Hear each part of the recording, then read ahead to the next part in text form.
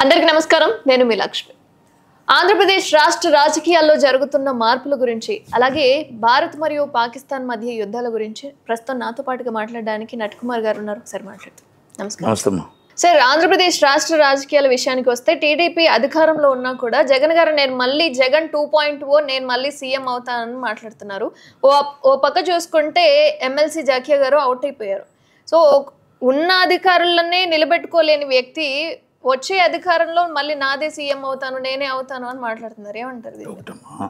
ఒకటి వినండి, శాశ్వతంగా ఎవరికి అధికారం ఉండదు, పూర్తిగా అధికారం ఉంటుంది అనుకోవడం తప్పే. ఎందుకంటే అధికారంలోకి వస్తాననేది ఆయన నమ్మకం, రాకుండా చెయ్యాలనుకున్నది వీళ్ళ నమ్మకం, అంతే కదా. అధికారంలోకి రావాలని కోరుకుంటున్నాడు, ఇట్స్ రైట్, ఆయనకు రైట్ ఉంది. ఎందుకంటున్నాడు? నేను చేసిన తప్పుల్ని సర్దిద్దుకుంటాను, వస్తానని ఆయన అనుకుంటున్నాడు. అసలు నువ్వు చేసిన తప్పులు మేము చేయకుండా ఉండాలని వాళ్ళు అనుకుంటే 10 కాలాల పాటు ఉంటారు. జగన్మోహన్ రెడ్డి గారు చేసిన తప్పులే చంద్రబాబు నాయుడు గారు, లోకేష్ గారు, పవన్ కళ్యాణ్ గారు చేస్తే 100% మళ్ళీ జగన్మోహన్ రెడ్డి వస్తాడు, అదే కదా. దాంట్లో ఏ వ్యక్తి అయినా ప్రతిపక్షంలో ఉండాలని కోరుకోరు, అధికార పక్షం రావాలనే కోరుకుంటారు. అధికార పక్షం రావాలని కోరుకుందాం, అసెంబ్లీకి రావాలనే కోరుకుందాం, ఫైట్ చేయాలనే కోరుకుందాం. కానీ ఒక్కటి, మనకు అధికారం ఇచ్చిన తర్వాత ఎందుకు అది పోగొట్టుకున్నాం రివ్యూ చేసుకున్నారా?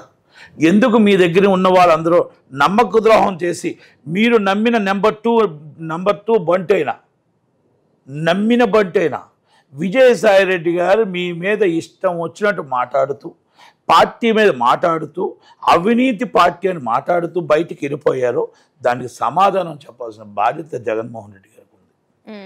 ఇది ప్రతి ఒక్కరూ వెళ్ళిపోతారు కామన్, ఎందుకంటే గవర్నమెంట్ అధికారం ఎక్కడుందో ఇల్లు ఎక్కడ సర్దుకుందో అని వెళ్ళిపోతారు. మళ్ళీ ఆ పార్టీ పోతే ఈ పార్టీ, ఈ పార్టీ పోతే ఆ పార్టీకి వస్తారు.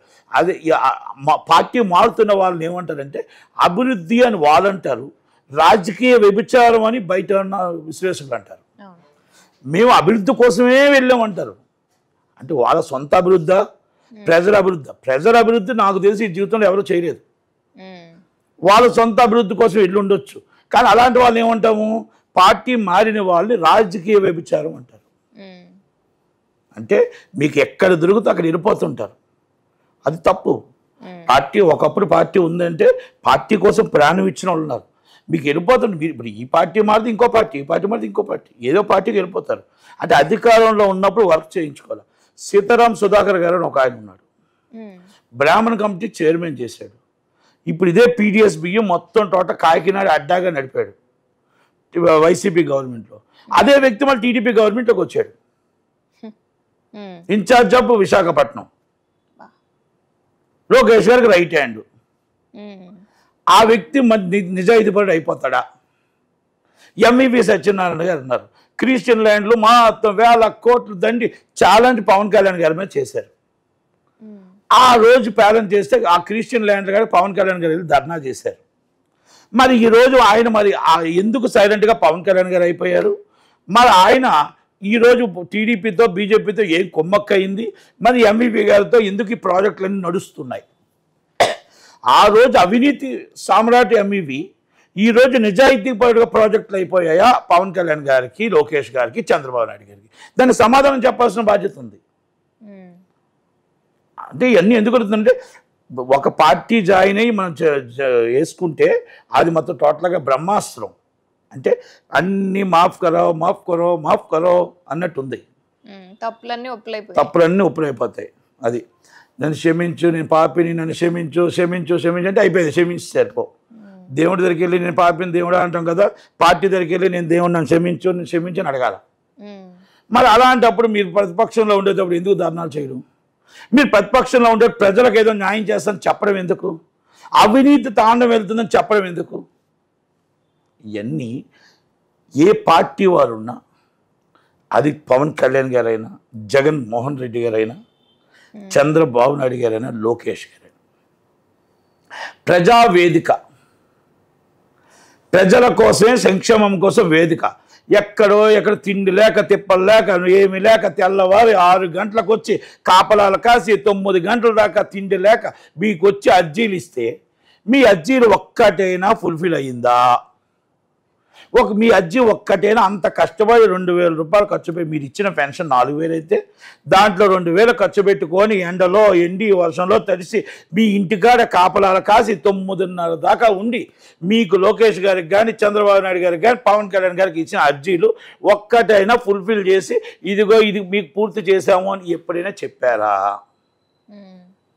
దాంట్లో ఒక లెటర్ వస్తుంది, మీ అర్జీ పూర్తయింది, ఎంక్వైరీ చేసాం, చెక్ చేసుకోవచ్చు. ఈ గవర్నమెంట్ ల్యాండ్లు మేము చెక్ చేసుకున్నాము, మీరు పెట్టిన కంప్లైంట్ గవర్నమెంట్ ల్యాండ్లు, కానీ మాకేమీ సంబంధం లేదు. గవర్నమెంట్ ల్యాండ్ ఓనర్ ఎవరయ్యా? ఎంఆర్ఓ కదా. కంప్లైంట్ పోలీసు వాళ్ళు కంప్లైంట్ ఇస్తే పోలీసుడు ఏమంటాడంటే ఈజ్ అ గవర్నమెంట్ ల్యాండ్కి ఓనర్ ఆఫ్ దీస్ ఎంఆర్ఓ కదా కంప్లైంట్ ఇవ్వాలి. Who are you? నేను పబ్లిక్ నీకు సంబంధం లేదు కదా, నువ్వు పబ్లిక్ ఉండడమే. అది కబ్జాలు అయ్యాయా ఏమయ్యాయా? గవర్నమెంట్ ల్యాండ్ ఓనర్ ఎవరు? అక్కడ ఎంఆర్ఓ, ఆర్డీఓ, జాయింట్ కలెక్టర్ వాళ్ళకి లేని బాధ నీకు ఎందుకయ్యా అని అడుగుతుంది ఆ పోలీసు వాళ్ళు.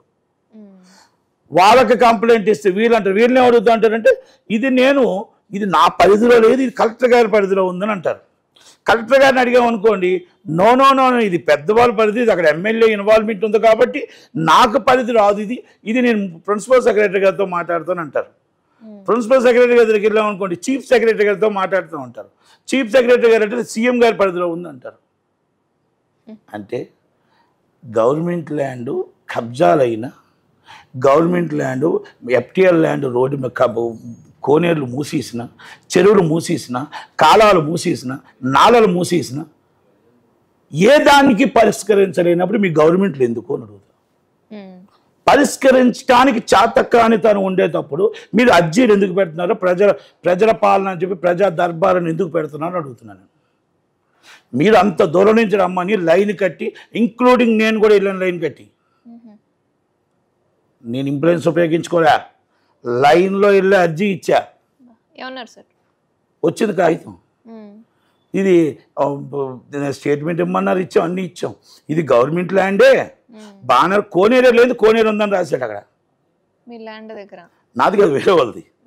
అంటే ఒక కబ్జాలు చేసుకున్నారు, కోనేరు లేదు అక్కడ. కోనేరు ఆల్రెడీ నివాస గృహాలు అయిపోయి అన్నీ అయిపోయి అది కోనేరు ఉందని రాశాడు. మరి ఆ ఎంఆర్ఓ మీద ఏం యాక్షన్ తీసుకోవాలి? కబ్జాలు చేసిన వాళ్ళు ఎమ్మెల్యే తాలూకు కాబట్టి, పొలిటికల్ లీడర్స్ కాబట్టి, మరి లోకేష్ గారి అనుమతి కావాలా, పవన్ కళ్యాణ్ గారి అనుమతి కావాలా, చంద్రబాబు నాయుడు గారి అనుమతి కావాలా? ఎంఆర్ఓ ఏం చేస్తాడు? అది చెప్తే రాసి ఉంటాడు, కోనేరే లేదు, కోనేరు ఉందని రాశాడు. మళ్ళీ ఎన్ని పట్టా ల్యాండ్లను రాస్తాడు, గవర్నమెంట్ ల్యాండ్లను రాస్తాడు, రెండు పక్కల.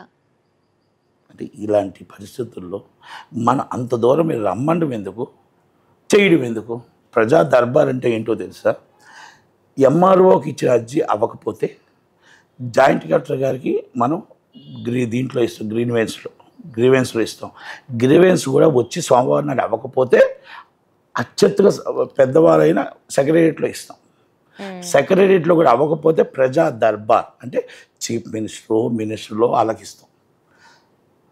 వీళ్ళు మీకు ఆల్రెడీ వీళ్ళు చేయట్లేదు, ఫెయిల్ అయ్యారనే కదా మీకు ఇచ్చాం.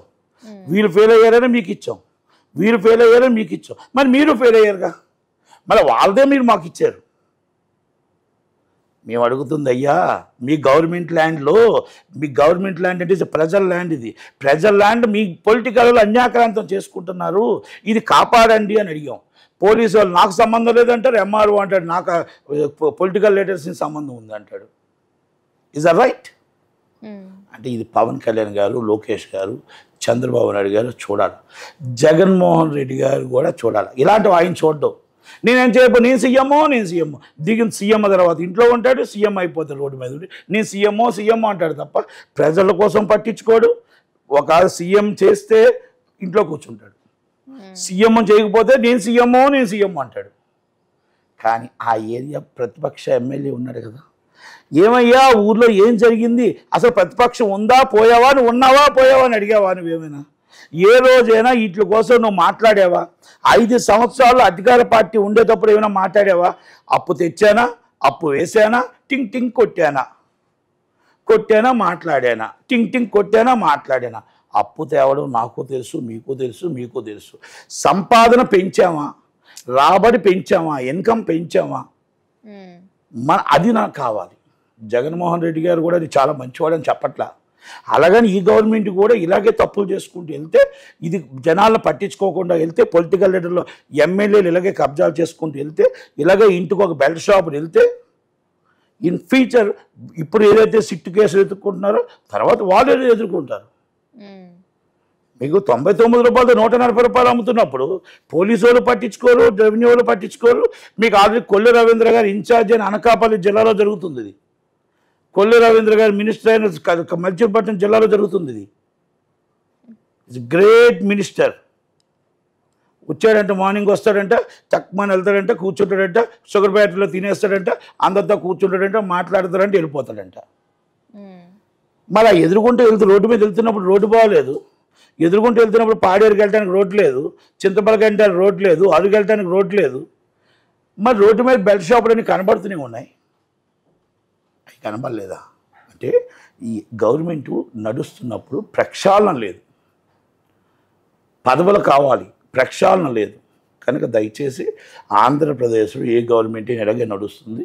పవన్ కళ్యాణ్ గారు నేను మార్పు అంటున్నారు, మీ పంచాయతీలోనే మార్పు లేదు, అవినీతి తాండవం వెళ్తుంది.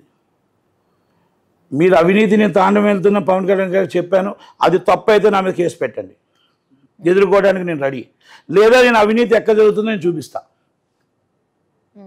మీ జనసేన నాయకుడు అనకాపల్లి జిల్లాలో కొనతార రామకృష్ణ గారు అనుచరుడు అకౌంట్లో అవినీతి సొమ్ముని డిపాజిట్ చేసి పెట్టిన దాంట్లో బ్యాంక్ డీటెయిల్స్ అయితే నేను ఇవ్వగలుగుతా.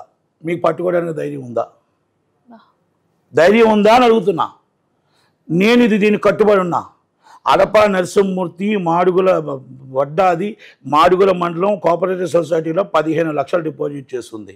ఇది ఈఓ డబ్బులు, ఈఓ ఏదైతే లంచం రూపాయలు కోట్లాది రూపాయలు దండుకున్నాడో ఆ దండుకున్న డబ్బుని అందరూ పట్టుకొని ఆయన అకౌంట్లో డిపాజిట్ చేసి పెట్టారు. మరి ఆ ఈఓ ఇప్పుడు చోడవరం ఈఓ మీ ఎమ్మెల్యేకి నమ్మిన బంటు. దోచుకో దాచుకో దోచుకో దాచుకో. రోడ్డు మీద షాపులకు 10 లక్షలు, బ్యాక్గ్రౌండ్ ఇల్లుకి 20 లక్షలు, దండుకుని దండుడు. మరి ఆయనకి ఎలా పోస్ట్ మళ్ళీ కంటిన్యూ చేస్తున్నారు? మీ దాంట్లో తెలిసి జరుగుతుందా, తెలివి జరుగుతుందా? పవన్ కళ్యాణ్ గారు మీకు దాంట్లో పంచాయతీలో పట్టుందా లేదా అని అడుగుతున్నా. మీకు ఈ డబ్బులు ప్రతి పంచాయతీ వాళ్ళకి వెళ్తున్నాయి. డబ్బులు అనకాపల్లి పంచాయతీ ఆఫీసర్ కూడా వెళ్తుంది. మరి ఇంకంతకన్నా ఇంక మేమేం చెప్తాం? అంతకన్నా ఇంక మేమేం చెప్పలేం. వీళ్ళు వాళ్ళకి ఇప్పుడు పవన్ కళ్యాణ్ గారికి దాని మీద పట్టు లేదని అర్థమవుతుంది. ఎందుకంటే రాష్ట్రం తిరుగుతున్నాం కాదు, మన ఇల్లు మనం చక్కబెట్టుకోవాలంటారు, మన శాఖ మనం చక్కబెట్టుకోవాలంటారు. మన శాఖలో అవినీతి జరుగుతున్నప్పుడు పక్క వాళ్ళ కోసం మనం ఎలా మాట్లాడతాం సార్? అది దాన్ని ఎందుకు అవినీతిని అరికట్టలేకపోతున్నారు? లెటర్లు వస్తే పక్కన పడేస్తారు, ఎందుకంటే అవినీతి తాండవం వెళ్తుంది కాబట్టి. ఇవన్నీ కూడా పవన్ కళ్యాణ్ గారి దృష్టికి తీసుకెళ్ళాం, ఎన్నోసార్లు తీసుకెళ్ళాం. ప్రిన్సిపల్ సెక్రటరీ శశిభూషణ్ గారి దృష్టికి తీసుకెళ్ళాం, అనకాపల్లి జిల్లా అధికారికి తీసుకెళ్ళాం, లోకేష్ గారి దృష్టికి తీసుకెళ్ళాం, చంద్రబాబు నాయుడు గారి దృష్టికి తీసుకెళ్ళాం. మరి ఆ వ్యక్తుల్ని ఎందుకు ఉంచారు అంటే అంతకన్నా మంచి ఆఫీసర్ లేడా? దోచుకోవటానికి దాచుకోవటానికి ఇంకా మంచి ఆఫీసర్ లేడా అని అడుగుతున్నారు చంద్రబాబు నాయుడు గారికి, పవన్ కళ్యాణ్ గారికి. ఇది చరిత్ర. అవినీతి జరిగిందనేది చరిత్ర. అవినీతి నిరూపించకపోతే నేనే జైలుకి వెళ్తా. ఐఎమ్ రెడీ, నేను రెడీ. మీరు రెడీయా? అది అడుగుతున్నా. ఛాలెంజ్ నేను చేస్తున్నా. పంచాయతీ మీద నేను ఛాలెంజ్ చేస్తున్నా. కనుక దయచేసి ఇప్పటికైనా అవినీతిని అరికట్టండి. మీ శాఖని సర్దు పెట్టుకోండి. ఎదుటి వాళ్ళ శాఖ కోసం మాట్లాడకండి, మీ శాఖ సర్దిద్దుకోండి. దయచేసి పవన్ కళ్యాణ్ గారు మీకు తప్పుదో పట్టిస్తున్నారు అనుకుంటున్నా. ఇది ఒక్కసారి చూడండి. ఇవన్నీ కూడా మీరు ఏమైనా వివరాలు కావాలంటే నేను మళ్ళీ వచ్చి మీకు ఇవ్వడానికి రెడీగా ఉన్నా. Thank you very much.